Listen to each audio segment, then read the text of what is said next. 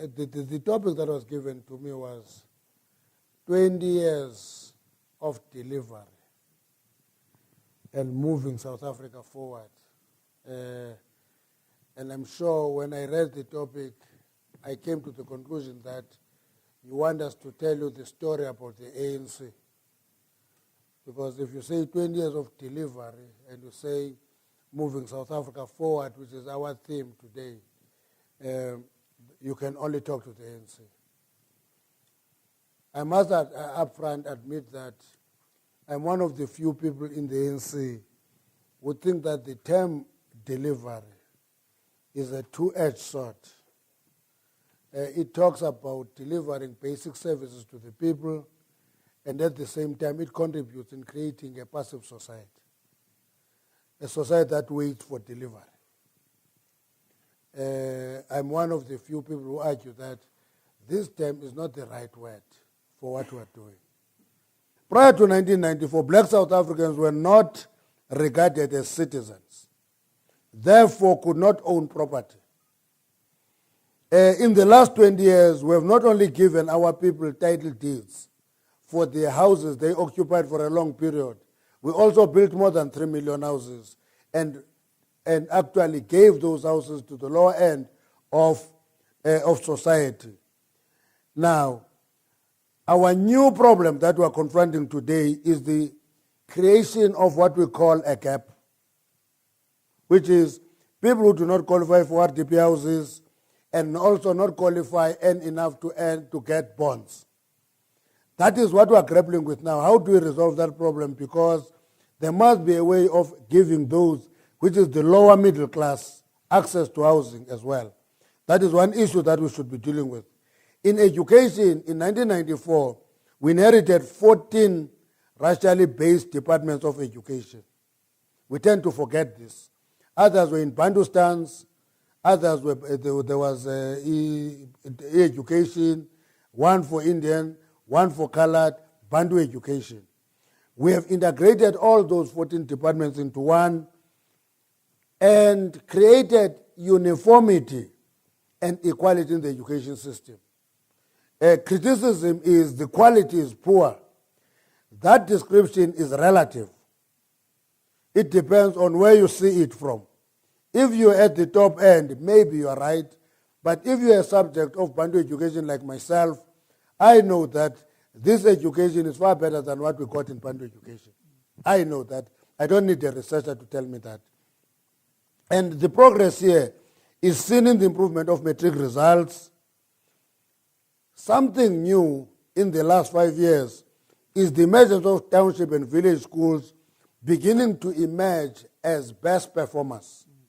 To me, that is an indication of that improvement, that you begin to get the top mathematics student in matric coming from a village school somewhere in Limpopo. To me, that indicates that equality and uniformity is beginning to give us results. The second thing on education is the universal access to education. We are about 99% access for children between 7 and 15 in education, which has helped South Africa exceed the Millennium Development Goals. And that is actually a progress that we have registered over the last 20 years. The university enrollment has doubled between 1994 and 2012, from 495,000 to 953,000 today. The number of black students has increased from 150,000 in 1994 in university to more than 750,000. Now, it may sound very small, but you can explain that by the 250% growth of the black middle class over the last 10 years. That is a reflection of that input. The outcome is that bulge, middle class bulge. Number 3 on health is the progress we have made on HIV and AIDS. I don't know, it's one mistake that we're owning up to, that at a point the ANC dilly-dallied on the question of HIV and AIDS in a very costly way to society. But we have introduced the biggest comprehensive, the most comprehensive HIV and AIDS program in South Africa today. It is the biggest in the world. And results are showing within 4 years, mother-to-child transmission reduced, infant and child mortality reduced, life expectancy improved from 54 years to 60 years in 4 years.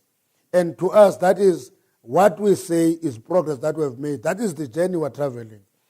The integral part to moving South Africa forward is to ensure that vulnerable groups in our society benefit from advent of democracy. Among these groups are women, who have for centuries suffered under the yoke of patriarchal domination. For black women, triple oppression. Now, if you look into this year's election, 54.9% of registered voters are women. And if you go to provinces, there are provinces that are punching above that. But what is important about the women, ANC adopted a policy of a minimum 50% of being women in any structure.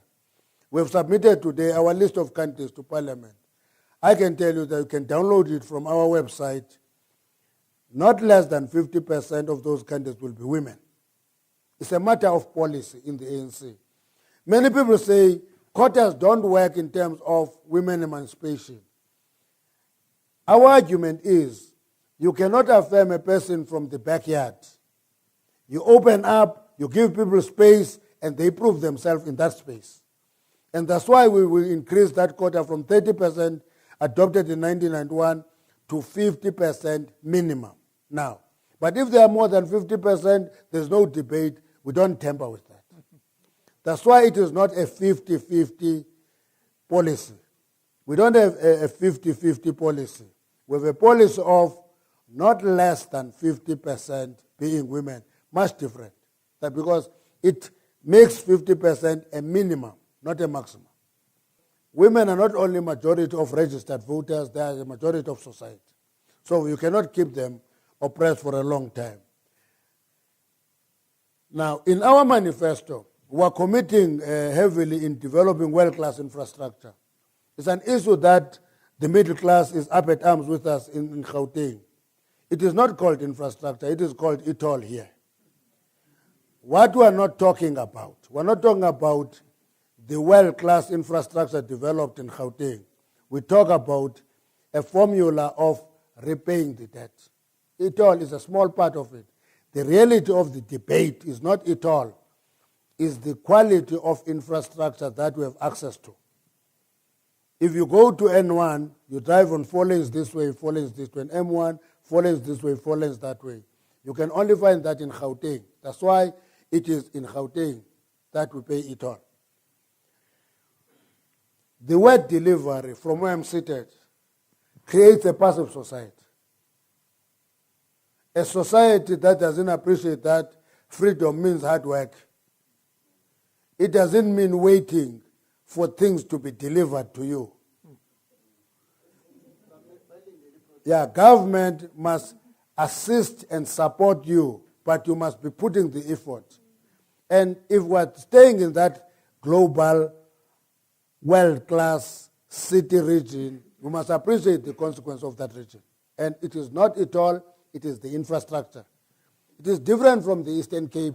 Let me tell you, in the Eastern Cape, we call ourselves the home of legends. Because